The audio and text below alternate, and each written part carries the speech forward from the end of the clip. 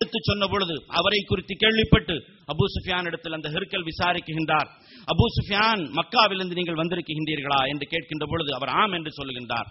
முஹம்மது என்ற ஒரு மனிதர் இஸ்லாத்தை எடுத்து சொல்லிக் கொண்டிருக்கின்றாராமே, அவரை குறித்து நீங்கள் சொல்லுங்கள். அவருடைய குடும்பம் என்ன, உயர்ந்த குடும்பமா அல்லது மோசமான குடும்பமா என்று அபூ சுஃபியானிடத்தில் ஹிர்கல் என்று சொல்லப்படக்கூடிய அந்த அரசர் கேட்ட பொழுது அபூ சுஃபியான் சொல்லுகிறார், இல்லை, அவர் குலத்தால் உயர்ந்தவர், குடும்பத்தால் உயர்ந்தவர், உயர் குடும்பத்தை சேர்ந்தவர் என்று. பொய் சொல்லி இருக்கின்றாரா? இல்லை, ஒரு நாளும் அவர் பொய் சொன்னதில்லை. ஏமாற்றி இருக்கின்றாரா? இல்லை, ஒரு நாளும் அவர் ஏமாற்றியதில்லை.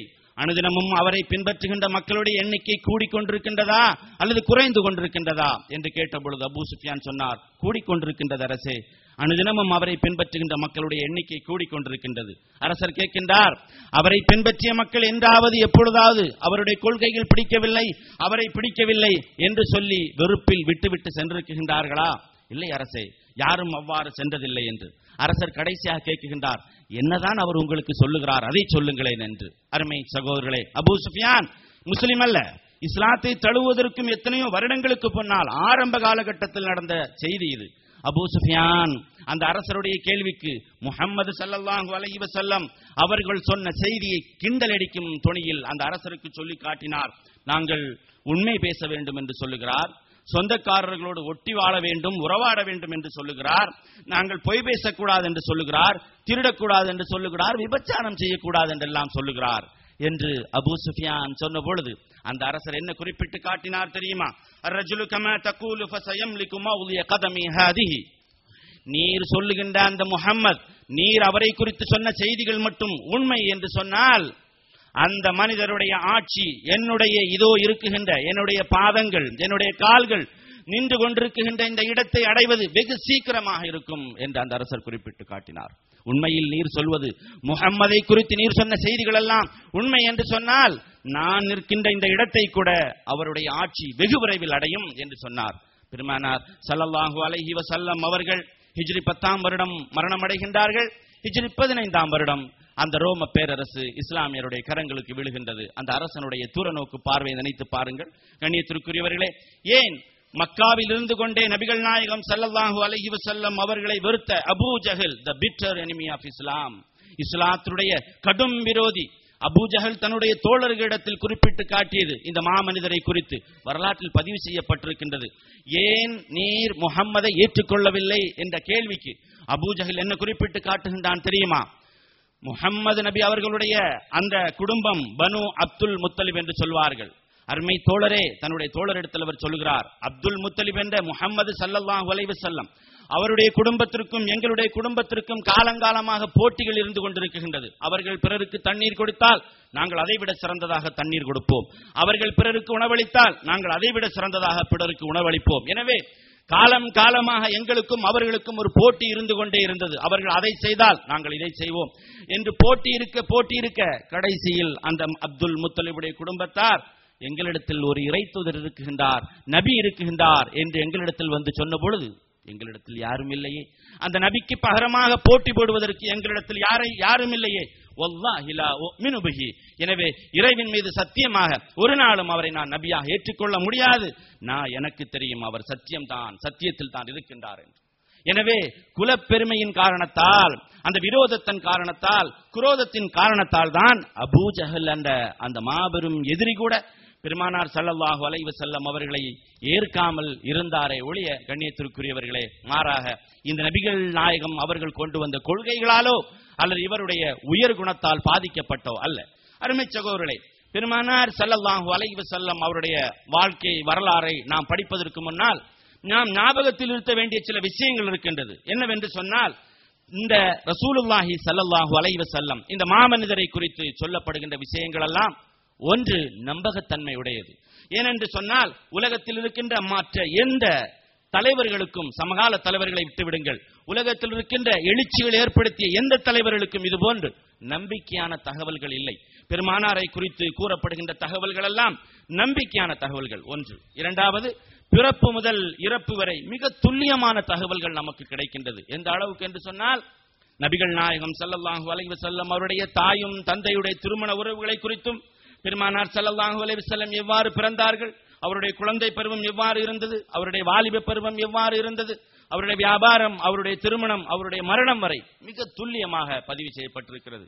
எனவே தான் மேலை நாட்டு அறிஞர் ஒருவர் குறிப்பிட்டு காட்டுகின்றார், இந்த உலகத்தில், இந்த பூமி பந்தில் சூரிய வெளியில் பிறந்த ஒரு மனிதர் உண்டு என்று சொன்னால் அது முஸ்லிம்களுடைய முஹம்மது மட்டும்தான் என்று குறிப்பிட்டு காட்டினார். மற்றெல்லா மனிதர்களும் இருளில் பிறந்திருக்கின்றார்கள். சூரிய ஒளியில் பிறந்த ஒரு மனிதர் உண்டு என்று சொன்னால் அது முஹம்மது நபி என்று மட்டும் அவர் குறிப்பிட்டு காட்டினார். கண்ணியத்திற்குரியவர்களே, அதே போன்று தான் இந்த ரசூலுல்லாஹி ஸல்லல்லாஹு அலைஹி வஸல்லம் அவர்களுடைய வாழ்வு ஒரு சாதாரண மனிதருடைய வாழ்வாகத்தான் இது பதிவு செய்யப்பட்டிருக்கின்றதே ஒழிய இது ஒரு தெய்வீக மனிதருடைய வாழ்வாகவோ மாயாஜால விற்பனருடைய வாழ்வாகவோ இது பதிவு செய்யப்படவில்லை. கண்ணியத்திற்குரியவர்களே, அதே போன்று இந்த நபிகள் நாயகம் ஸல்லல்லாஹு அலைஹி வஸல்லம் அவருடைய வாழ்வு அற்புதங்கள் நிறைந்ததாக பதிவு செய்யப்படவில்லை, மாறாக அறிவு சார்ந்த ரீதியில் பதிவு செய்யப்பட்டிருக்கிறது. அதே போன்று இந்த மாமனிதருடைய வாழ்வு பன்முக ஆளுமை என்று சொல்வார்களே, எல்லா தரப்புகளிலும் எல்லா திசைகளிலும் மிக ஆளுமை கொண்டதாக, உதாரணமாக ஒரு தந்தையாக, ஒரு மகனாக, ஒரு கணவனாக, ஒரு வியாபாரியாக, ஒரு பணியாளராக, ஒரு நண்பராக, ஒரு நபியாக, ஒரு தீர்ப்பு சொல்லக்கூடிய ஒரு நீதிபதியாக என்று பன்முக ஆளுமை கொண்ட ஒரு மனிதராகத்தான் இந்த நபிகள் நாயகம் ஸல்லல்லாஹு அலைஹி வஸல்லம் அவர்களுடைய வாழ்வு பதிவு செய்யப்பட்டிருக்கிறது. மிக முக்கியமாக உலக தலைவர்கள் அத்தனை பேரும் இந்த மாபெரும் மனிதருடைய வாழ்விலிருந்து எடுத்துக்கொள்வது நற்குணங்கள் மட்டுமே. கண்ணியத்திற்குரிய எனதர்மை சகோதரர்களே, நபிகள் நாயகம் இந்த மாமனிதர் நபியாக ஏன் தேர்ந்தெடுக்கப்பட்டார் என்பதற்காக உலகத்தினுடைய மாபெரும் இஸ்லாமிய அறிஞர்கள் ஒரு கருத்தை சொல்கிறார்கள். அல்லாஹ்வுடைய ஏற்பாடு என்று ஒன்று இருந்தாலும் உலக இஸ்லாமிய வல்லுநர்கள் சொல்லுகின்ற கருத்து, நபிகள் நாயகம் ஸல்லல்லாஹு அலைஹி வஸல்லம் அவரிடத்தில் இருந்த நற்குணங்களின் காரணத்தாலேயே அல்லாஹு ஜல்ல ஷானு தஆலா அவரை நபியாக தேர்ந்தெடுத்தான். அல்லாஹ்வுடைய விதி வேறென்று இருந்தாலும். எனவே தான் நீங்கள் பாருங்கள், ஆரம்பமாக இறைவனுடைய தூதர் ஜிப்ரீல் என்ற அந்த வானவரை ரசூலுல்லாஹி ஸல்லல்லாஹு அலைஹி வஸல்லம் அவர்கள் பார்த்த பொழுது தன்னையே அவர்கள் பயப்படுகின்றார்கள். என தனது உயிர் பறிபோய் விடுமோ, தான் மரணித்து விடுவேனோ என்று பயப்பட்டு விட்டு நடுக்கத்தாலும் குளிராலும் தன்னுடைய மனைவியிடத்தில் வந்து சொல்லுகிறார்கள், ஜம்மிலோனி ஜம்மிலோனி, என்னை போர்வையால் போர்த்துங்கள், போர்வையால் போர்த்துங்கள், நான் இறந்து விடுவேன் என்று. கண்ணியத்திற்குரியவர்களே, ஒரு நபியாக தேர்ந்தெடுக்கப்பட்ட ஒரு மனிதர் தன்னை குறித்து சொல்லுகிறார், தன் மனைவியிடத்தில் நான் இறந்து விடுவேன் என்று அஞ்சுகிறேன், என்னை போர்வையால் போர்த்துங்கள், நடுக்கம் வருகிறது, குளிர் வருகிறது என்று. ஆனால் சாதாரண ஒரு பெண்ணாக இருந்தால் வேற ஏதாவது பயப்பட்டிருப்பார்கள், வேற ஏதாவது அல்லது மாந்திரீக சக்திகளுக்கோ அல்லது வேற ஏதாவது விஷயங்களுக்கோ தன்னுடைய கணவரை ஆட்படுத்தி இருக்க முடியும். ஆனால் ஒரு புத்திசாலி மனைவி எந்த அளவுக்கு தீர்க்கமான அறிவு இருந்திருக்க வேண்டும், நினைத்து பாருங்கள், நம்பிக்கை இருந்திருக்க வேண்டும். என்ன குறிப்பிட்டு காட்டினார்கள் தெரியுமா? நான் இறந்து விடுவேன் என்று அந்த மாமனிதர் சொன்ன பொழுது, கல்லா வல்லாஹ் லா யுஹ்ஸீக அல்லாஹு அபதா, அவ்வாறு ஒரு நாளும் சொல்லாதீர்கள், நான் இறந்து விடுவேன் என்று, ஒரு நாளும் உமது இறைவன் உம்மை கைவிட மாட்டான் என்று அவருடைய மனைவி குறிப்பிட்டு காட்டினார்கள். இது வெறும் வாக்கா? ஒரு நாளும் உமது இறைவன் உம்மை கைவிட மாட்டான், நான் இறந்து விடுவேன் என்று ஒரு நாளும் நீங்கள் சொல்லாதீர்கள் என்று சொன்னால் அதற்குடைய பின்னணி என்ன? ஏன் அவ்வாறு கூறினார்கள்? எப்படி கூற முடிந்தது மனைவி கதீஜா ரலியல்லாஹு தஆலா அன்ஹா அவர்களால்? அதற்கு அவர்கள் கூறிய காரணம் தான் இந்த மாமனிதருடைய வாழ்விலிருந்து நமக்கு கிடைக்கின்ற படிப்பினை. கண்ணியத்திற்குரியவர்களே, ஏனென்று சொன்னால் உமது இறைவன் உம்மை கைவிட மாட்டான். ஏனென்று சொன்னால் நீங்கள் வறியவருக்கு உதவுகின்றீர்கள், விருந்தினர்களை உபசரிக்கின்றீர்கள், நியாயம் தேடி வருகின்ற மக்களுக்கு நியாயத்தை நீங்கள் கொடுக்கின்றீர்கள், எல்லோருக்கும் நீங்கள் உதவுகின்றீர்கள் என்று அவருடைய நற்குணங்களை குறித்து கூறிக்கொண்டே போகின்றார்கள்.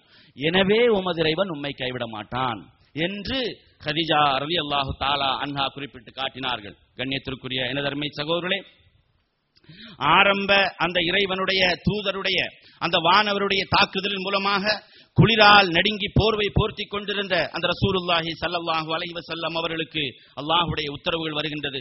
யா அய்யுஹல் முத்தஸிர் கும் ஃபஅன்திர் வரப்பக ஃபகப்பிர், போர்வை போர்த்து தூங்குகின்ற மனிதரே எழும்புங்கள், இந்த இறைவனை குறித்த செய்திகளை, எச்சரிக்கை இந்த மக்களுக்கு சொல்லுங்கள், உமது இறைவனுடைய மேன்மையை இந்த உலகத்தில் பிரகடனப்படுத்துங்கள் என்ற அல்லாஹ்வுடைய அந்த வசனங்கள் இறங்குகிறது. அல்லாஹு தஆலா என்ன சொல்லுகிறான்?